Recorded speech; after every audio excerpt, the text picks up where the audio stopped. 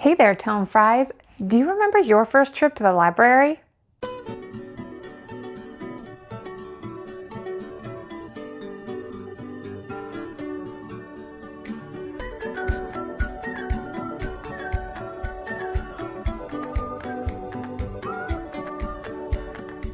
I actually remember my first time going to the library, and it actually wasn't even for books. So I was still pretty young, and a family friend actually invited me to go to a tea that was being held at the main branch of our local library system. So I went with her, and what I found to be the absolute coolest thing ever was the tea was held down in like the basement floor of the library, like right next to the children's section. And to help people find the children's section, they had painted a rainbow on the wall from like the stairs and the whole way down. That was like its own yellow brick road that led you to this huge, gigantic room just filled with kids' books, like more books than I had ever seen in my life. And to this day, I still get that same sense of awe anytime I walk into a library. The reason I bring up that story is because the book that I chose to review today is actually called The Library Book by Susan Orlean.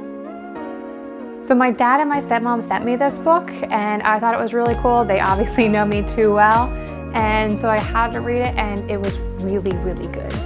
The book is primarily about the fire that happened in 1986 at the Los Angeles Public Library and destroyed hundreds of thousands of books.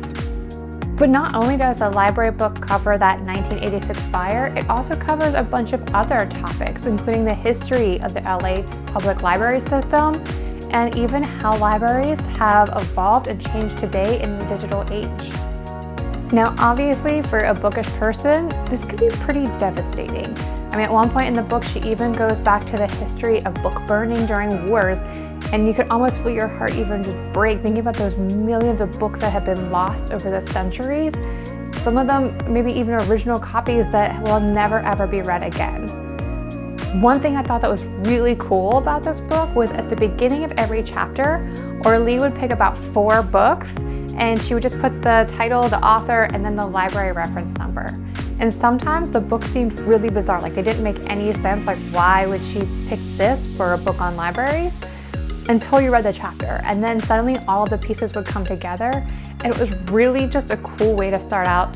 Like the beginning of a chapter was with these references and trying to think, okay, well, how is this going to all match up? The only thing I really didn't like about the book was that Orlean really skipped around a lot. So on the back cover, the San Francisco Chronicle actually refers to it as a meandering masterpiece, which is, I think, a nice way of putting it. Really, it seemed like Orlean has worse ADD than I do. She just jumped from one subject to another subject, then back and then over, and it was pretty much just a hot mess. But overall, the stuff in it was really, really interesting. I definitely learned a lot about libraries. I had no clue that this fire had ever even happened, and to see how they really rebuilt, it was really cool. And I even learned about mobile libraries and how one of the very first ones started only a few minutes from where I live today. Overall, I think this book was absolutely amazing. I loved it. I read through it really quickly. And again, it was devastating at some points reading about all those books. It actually kind of made me upset, but I think it really is important, especially for anybody who thinks that libraries are now going to become obsolete due to the digital age. This gives a whole new world to what libraries are, and actually really makes me want to visit our local libraries even more. Because of all of this, I had to give the library book 4 out of 5. But don't just take my word for it. Go to your local bookstore or your local library and pick yourself up a copy. And come back next time whenever I review The Gifted School. And until then, keep on reading, Tomefries.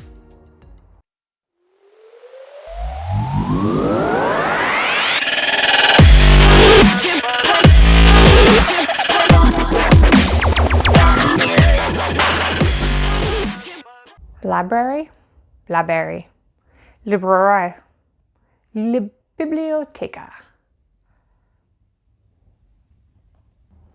Drunk, divorced, and covered in cat hair, the true life misadventures of a 30-something who learned to knit after he split. I feel like this book was kind of made for me. I need to learn how to knit. Although I'm not drunk or divorced, but I'm usually covered in cat hair. Buried in treasures. Help for compulsive acquiring, saving, and hoarding. I kind of need that. I need how to not like spend all my money on books. Garfield gains weight. Poor Garfield. That's some body shaming. He's a beautiful cat. The reference departments, like the number of calls they get, seem very similar to like what my Google history probably looks like. What Romeo looked like, amount of milk produced in the US in 1929.